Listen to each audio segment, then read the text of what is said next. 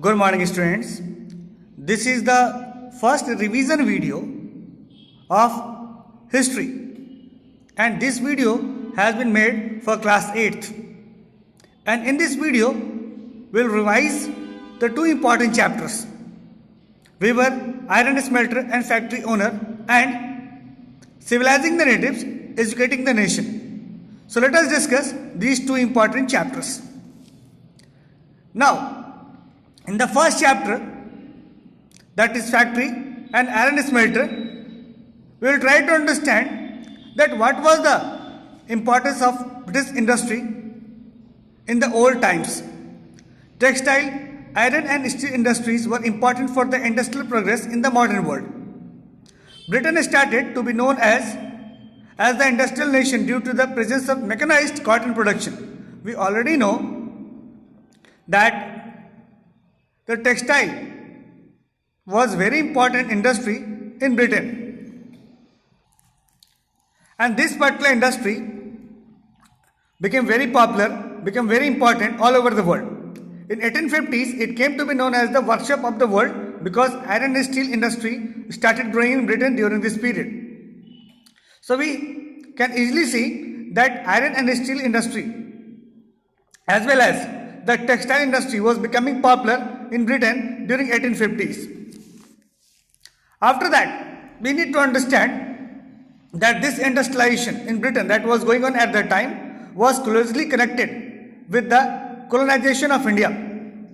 As we have already seen this in chapter number 2, that how East India Company became master of our land because it wanted to trade in our country for the sake of profit.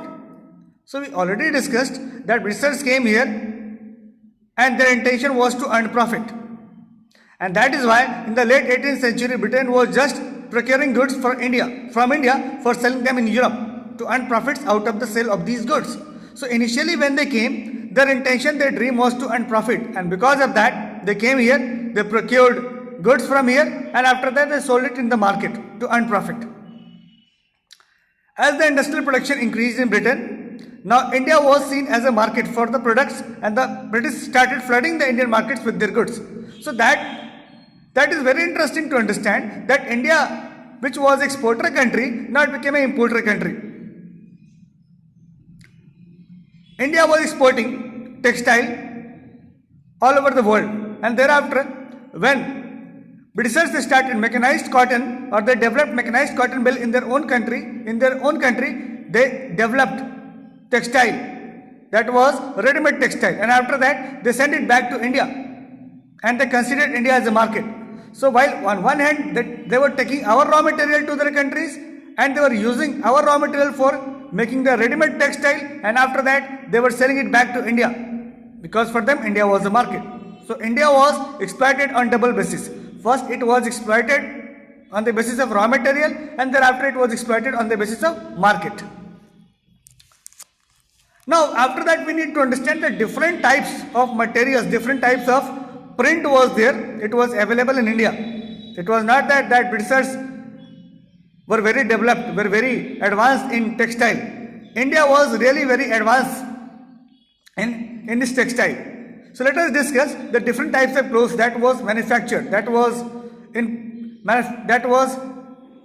manufacturing, that was going to be manufactured in India.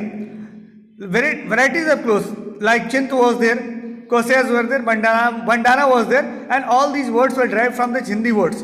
Chint is basically chint, a piece of cloth with flowery design. So we can see on the picture also that chint was a particular type of piece of cloth with the flowery design. From 1680s, the floral design became so much in England, so much popular in England and Europe, that the rich people, even the Queen herself, started wearing the Indian fabric. So because of its gaining popularity, it became popular among the monarchs also.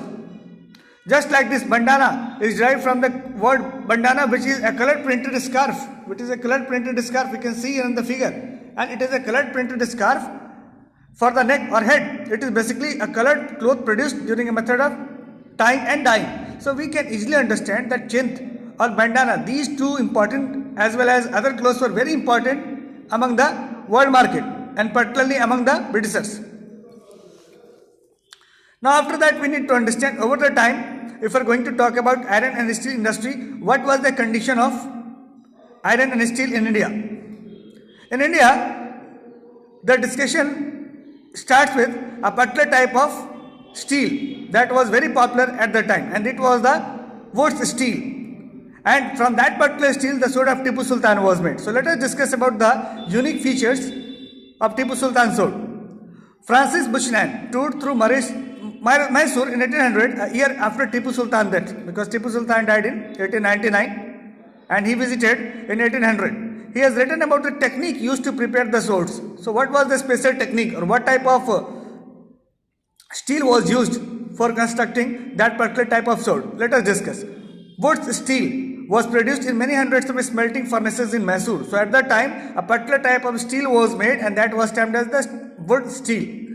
In these furnaces, iron was mixed with charcoal and put inside small clay pots. So what was the mechanism? What was the technology through which these particular tools were made? So in the furnaces, iron was mixed with charcoal and it was put inside the clay pots. Through the integrate control of temperatures, and the smelters produce steel ingots that were used for sword making. So we need to understand a particular temperature was there, a particular condition was there for construction of that sword with the particular type of steel. So Wood's is Anglicized version of the Kannada word ukku, Telugu ukku, and Tamil and Malayalam urukku, meaning steel. So basically, if the word is written here words, we need to understand that it is a local word and its meaning is now clear to you. Now, Indian wood steel fascinated European scientists. So when this particular type of steel was available in the Mysore market or available in the Mysore, it attracted lot of Europeans towards this technology. Michael Faraday, who discovered electricity and electromagnetism, spent 4 years studying the properties of Indian woods. So you can understand the importance of Indian steel woods, how important it was, that even Michael Faraday, who was a great scientist, who was a discoverer of electricity, he spent 4 years studying this particular type of steel. Similarly, wood steel making process, which was so widely known in South India, was completely lost by mid-19th century as the sword and armor making industry died with the conquest of India by the Britishers. But after that, in the long run or in the upcoming time, when Britishers entered there, they tried to find the reason, or they tried to find the technique, but by the time it was lost. Imports of iron and steel from England replaced the iron and steel produced by handicrafts in India. We need to understand, so why these particular techniques could not go on for a long time, because at the time iron and steel industry was ready from British side, or import was going on from England, and that is why our Indian iron and steel smelters, they lost their opportunity, they lost their job. So this is, here we need to understand. After that, we need to understand that what was the condition of textile, how the textile declined in our country. So we need to understand here what was the condition of Indian textile and how it declined. The development of cotton textile in Britain affected textile producer in India in several ways. So when the cotton industries developed in Britain, it affected the Indian textile and the local merchants. Indian textile now had to compete with the British textile in the European and American markets. Exporting textile to England became increasingly difficult as very high duties were imposed on Indian textile imported into Britain. So here we need to understand that our market was open because we were the colony. India was the colony of Britain. But at the same time, when Indian goods were entering the British market, they were not going to allow it, and they were imposing high import duty there. In the beginning of the 19th century, British made cotton textile were preferred to Indian goods. So this is how Indian textiles were replaced by foreign goods or by the foreign textile. And we lost our market to different countries. Thousands of weavers in India did not have any work. Bengal weavers were the worst hit. English and European companies stopped buying Indian goods. During the 1830s, Britain cloth flooded the Indian market. So we saw here that they took our raw material, and after that they sold it back to Indians. And by the 1830s, the entire market was flooded with British goods. By the 1800, 2/3 of the cotton clothes worn by Indian were made up of clothes produced in Britain. This affected the entire textile industry in India, and thousands of rural women lost their jobs. So here we found that because of the British policy, Indians lost their textile industry as well as they lost their old iron and steel smelters also. Now we need to understand the next chapter is here, the civilizing the nation and civilizing the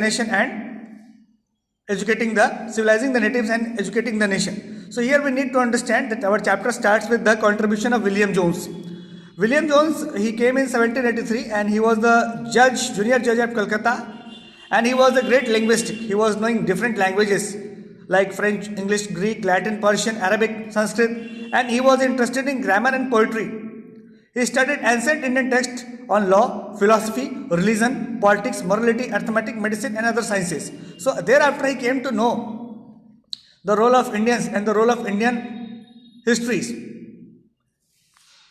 Thereafter, in his effort, he was assisted by various other scholars like Kohlberg was there, Nathaniel was there, and they all together formed Asiatic Society of Bengal and started a journal called Asiatic Researchers. And their basic intention was to find the lost history, the lost research, the lost glory of Indians. They wanted to show to the Indians that Britishers found the lost glory so that they would become obliged to them. But on the other hand, some other scholars were also there, like Lord Macaulay. Lord Macaulay was having the different opinion. Initially what we saw here in the Kohlberg or in the William Jones, they were termed as Orientalists and they believed in the Indian past history, a past glorious history. But what about the new readers, new scholars like Lord Macaulay? Lord Macaulay came and he told that whatever is mentioned in the history, whatever is mentioned there, it is completely useless. It is the grey errors of the East. So whatever is mentioned in the Orient language, whatever is mentioned in the Orient books, it is baseless, it is unscientific, it is full of errors. And finally, we found that here Lord Macaulay gave his point, gave his own opinion, and after that Sir Charles Wood came and he made several recommendations for reforming the education of India in 1854, and that is why the document that was carrying his recommendation was termed as Wood's Dispatch. So this is how we can understand that how the English was introduced in India and how our education system was completely reformed under the British stream, under the British period. And that is why Wood Dispatch is also referred as Magna Carta of English language. So this is all about in this video. Thank you so much.